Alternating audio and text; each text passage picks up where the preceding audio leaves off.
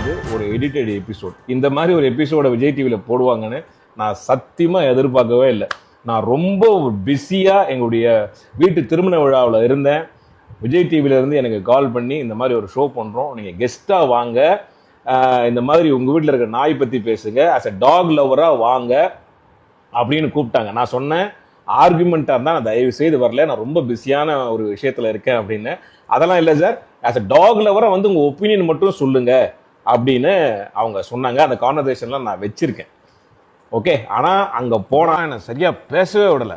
So என் அன்பான ஒரு வேண்டுகோள் என்ன அப்படின்னா, உங்கள் எல்லா விருப்பத்தோட விஜய் டிவி நிறுவனத்துக்கு அந்த unedited version of the episode அதை நீங்கள் போடுங்க. ஓகேவா? மக்கள் வந்து எவ்வளோ ஒரு துடிப்பாக கொந்தளிச்சு என்னென்னமோ கமெண்ட் மேலே போட்டுட்ருக்காங்க. ஸோ இது வந்து எவ்வளோ எனக்கு எதிராகவும் டாக் லவ்வர்ஸுக்கு எதிராகவும் அதாவது எவ்வளோ மோசமாக அந்த விமர்சனங்கள் போயிட்டுருக்கு.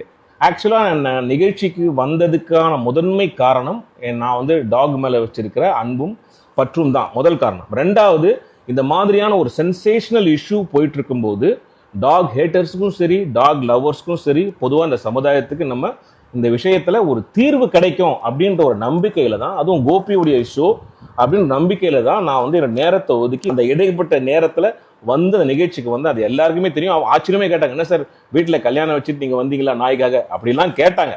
ஆனால் எபிசோட் பண்ணும்போது பார்த்தீங்களா 9 மணிக்கு மேலே வரக்கூடாது அது மட்டும் போட்டாங்க. நல்லா நீங்கள் பாருங்கள், நான் சொல்லியிருக்கிற விஷயம் வந்து 3 பகுதியாக நான் பேசினது. ஒன்று வந்து நாயினுடைய குணம், ரெண்டாவது நம்முடைய பிஹேவியர், மூணாவது அதுக்கான தீர்வு. அந்த தீர்வையும் நம்முடைய பிஹேவியரையும் சொன்னதை வந்து அவங்க போடவே இல்லை. 9 மணிக்கு மேலே நாய்க்கு தெரியாது நீ நல்லவனா கெட்டவனா அப்படின்னு. அது டெரிட்டரியில் மார்க் பண்ணி வச்சிருக்கோம். வந்தால் கொலைக்கும் கடிக்கும் புது ஆள் வந்தா அப்படின்றது தான் நாங்கள் பதிவு பண்ணேன்.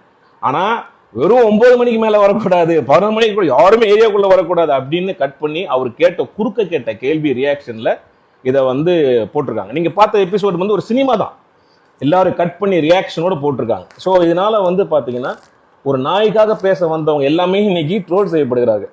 இந்த நிகழ்ச்சியை பார்த்தீங்கன்னா rich versus poor, haters versus lovers அப்படி ஆகி போச்சு. அந்த மாதிரி ஒரு டிபேட் நிகழ்ச்சி இருக்கக்கூடாதுன்னு தான் என்னோட தாழ்மையான ஒரு ஒப்பீனியன். ஒரு டிபேட் நடக்கும்போது அதில் வந்து கடைசி நமக்கு ஒரு தீர்வு கிடைக்கணும். நமக்கு வந்து ஒரு பிரச்சனை இருக்குது, இப்போ அந்த பிரச்சனையை நம்ம தீர்வை தான் பார்க்கணும். அதை பார்க்காம இந்த நிகழ்ச்சி இந்த மாதிரி ஒரு சென்சேஷனுக்காகவும் ஒரு டிஆர்பிக்காகவும் இந்த நிகழ்ச்சி வந்து நடந்திருக்கும் போது எனக்கு ரொம்ப எனக்கு பார்த்தீங்கன்னா ஒரு மன உளைச்சல தான் இருக்கு.